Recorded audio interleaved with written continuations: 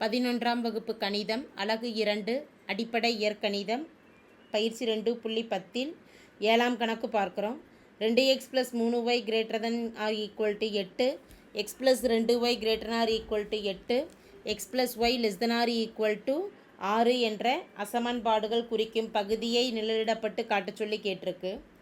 வினாவில் கொடுக்கப்பட்டிருக்கக்கூடிய 3 அசமன்பாடுகளில் முதல் அசமன்பாடு எடுக்கிறோம். 2x + y > 8. சமன்பாட்டில் புள்ளிகள் கணக்கிடுவதற்காக ஈக்குவல்ட்டுன்னு கொடுத்து எடுத்துக்கலாம். 2x + y = 8. ஒய்யின் மதிப்பு கணக்கிடலாம். இதிலிருந்து y = 8 - 2x.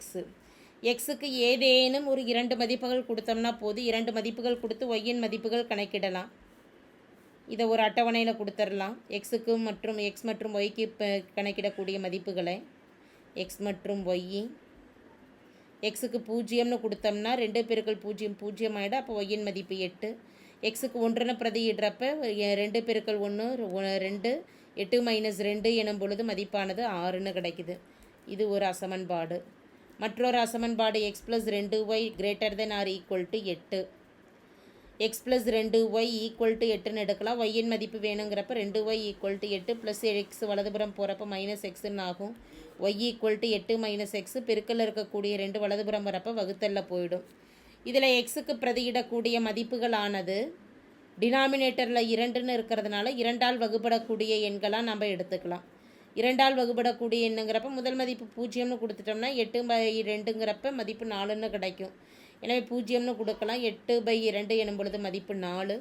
அடுத்தது எக்ஸுக்கு 1ன்னு இது கொடுத்தோம்னா 8 - 1 7, 7/2 பர்ஃபெக்டாக வகுப்படாது. 6ன்னு கொடுத்தோம்னா 8 - 2ன்னு கொடுத்தோம்னா 8 - 2 6, 6/2ங்கிறப்ப மதிப்பானது 3ன்னு கிடைக்கும். அப்போ அதை பிரதியிடலாம். 2ன்னு கொடுக்குறப்ப 6/2 மதிப்பு 3. அடுத்த அசமன்பாடானது x + y ≤ 6, x + y = 6ன்னு எடுக்கலாம். y மதிப்பானது 6 + x வலதுபுறம் போகிறப்ப -xன்னு ஆகும். எக்ஸின் மதிப்பானது 0ன்னு கொடுக்கலாம். 0ன்னு கொடுக்குறப்ப 6/-0 எனும் பொழுது மதிப்பு 0 ஆகும்.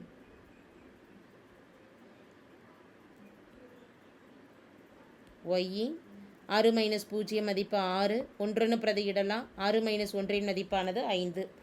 இந்த 3 அட்டவணையில் இருக்கக்கூடிய புள்ளிகளை வச்சும் வரைபடம் வரையலாம். வரைபடமானது முதல் அசமன்பாட்டில் கிடைத்திருக்கக்கூடிய புள்ளியானது 0, 8. எக்ஸுக்கு 0 எனும் பொழுது ஒய்யின் மதிப்பு 8, எக்ஸுக்கு 1 எனும் பொழுது ஒய்யின் மதிப்பு 6. இந்த 2 புள்ளிகளையும் இணைக்கிறோம். இணைக்கிறப்ப நமக்கு ஒரு நேர்கோடு கிடைக்குது. சமன்பாட்டை எழுதிக்கலாம். சமன்பாடானது 2x + y = 8. அடுத்த அசமன்பாட்டில் நம்ம கிடைக்கக்கூடிய புள்ளியானது எக்ஸுக்கு 0 எனும் பொழுது ஒய்யின் மதிப்பு 4, 0, 4, 2, 3. எக்ஸுக்கு 2 எனும் பொழுது ஒய்யின் மதிப்பானது 3, 2க்கும் 4க்கும் இடையில புள்ளிகளை குறிச்சிடலாம்.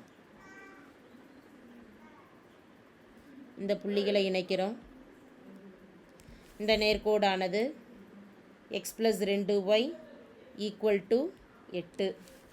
மூன்றாவது அசமன்பாட்டில் இருக்கக்கூடிய புள்ளிகளானது எக்ஸுக்கு 0 எனும் பொழுது ஒய்யின் மதிப்பு 6, 1 எனும் பொழுது ஒய்யின் மதிப்பானது 5. 5 எனும் பொழுது 4க்கும் 6க்கும் இடையில் அந்த புள்ளிகளை குறிச்சிடறோம். 1, 5. முதல் அசமன்பாடு 2x + y > 8ல் இந்த நேர்கோட்டிற்கு கீழே அமையக்கூடிய > 8 அப்படிங்கிறதுனால 8ஐ விட அதிகமான, அதாவது நேர்கோட்டிற்கு மேலே இருக்கக்கூடிய ஏதேனும் ஒரு புள்ளியை எடுக்கலாம். நேர்கோட்டிற்கு மேலே அமையக்கூடிய ஏதேனும் ஒரு புள்ளி அப்படிங்கிறப்ப 2, 8 அல்லது 2, 10 இப்படிங்கிற ஒரு புள்ளியை கொடுத்துட்டோம் அப்படின்னா எக்ஸுக்கு பதிலாக 2, 2, 2 ப்ளஸ் ஒய்க்கு பதிலாக 10ன்னு இது கொடுத்துட்டோம்னா > 8. 2 × 2 4 + 10 > 8, 14 > 8 என்பது ஏற்புடையதாக அமையும். அப்போ இது ஏற்புடையதாக அமைகிறதுனால இந்த நேர்கோட்டிற்கு மேலே அமையக்கூடிய புள்ளியானது இதற்கான நிழலிடப்பட்ட பகுதியாக அமையும். அடுத்து பார்த்துட்டோம் அப்படின்னா அடுத்த சமன்பாடு x + 2y = 8.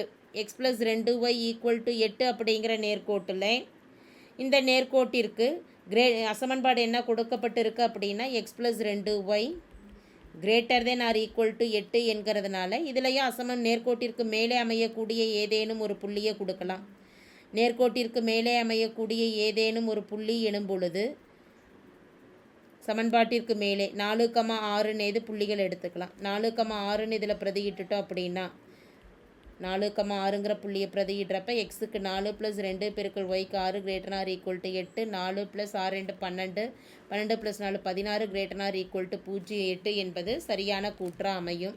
எனவே இந்த இடத்துலையும் பார்த்துட்டோம் அப்படின்னா இந்த நேர்கோட்டிற்கு x + 2y greater than or equal to 8ங்கிற நேர்கோட்டிற்கு மேலே அமையக்கூடிய பகுதி மேல்புற பகுதி தான் வரும்.